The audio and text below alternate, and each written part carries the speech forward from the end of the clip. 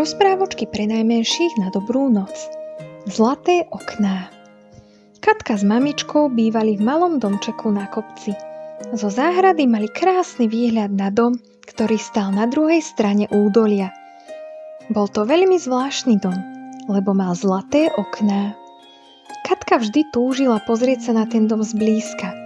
Keď sa hrávala v záhrade, často sa postavila k plotu a úprene sa pozerala na prekrásne okná, ktoré sa ligotali a horeli v popoludňajšom slnku.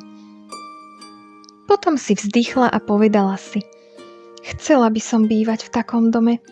Musí to byť nádherné pozerať sa na svet cez zlaté okná. Zavše poprosila mamičku, aby ju vzala na prechádzku na druhú stranu údolia. No mamička nemala čas. Dnes nie, Katka, mám veľa práce. Možno niekedy inokedy. Na 7. narodeniny dostala Katka od starej mamy krásny bicykel. Veľmi sa mu tešila a zakrátko už na ňom lietala ako naozajstná cyklistka. Po cestách okolo ich domčeka chodilo veľmi málo áut a tak sa Katka mohla na kúsku bicyklovať. Raz dostala výborný nápad. Mamička? Spýtala sa. Mohla by som ísť na druhú stranu údolia? Veľmi rada by som zblízka videla ten dom so zlatými oknami. Katkina mama vedela, že Katka už jazdí veľmi dobre a opatrne, a tak povedala: dobre, ale daj si pozor a ďakujem. Zvolala Katka a vyrútila sa na cestu. A vráť sa nazad na Olovrant, kričala za ňou mama.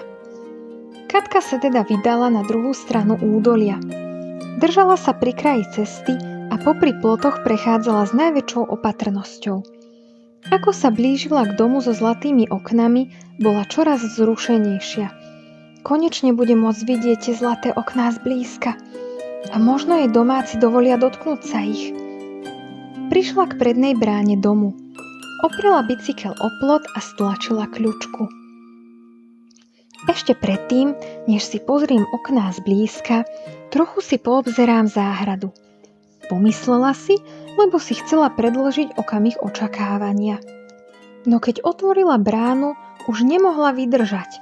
Musí vidieť tie prekrásne okná čím skôr. Zdvihla zrak a takmer sa jej zastavilo srdce. Radosť z očakávania sa zmenila na trpkosť sklamania. Ale veď sú zo skla, z číreho skla, povedala potichu a takmer sa rozplakala. Sú také obyčajné a ja som si celý čas myslela, že sú z čistého zlata. Ani nešla ďalej. Zavrela bránu, vzala si bicykel, obrátila ho smerom k domovu a chystala sa na spiatočnú cestu. Odrazu upútal jej pozornosť akýsi nezvyčajný ligot na druhej strane údolia. Pozrela sa na ich dom a všetky okná na ňom boli zlaté. Horeli žiarivým zlatým plameňom. Až potom si všimla príčinu. Odrážali sa v nich lúče popoludňajšieho slnka.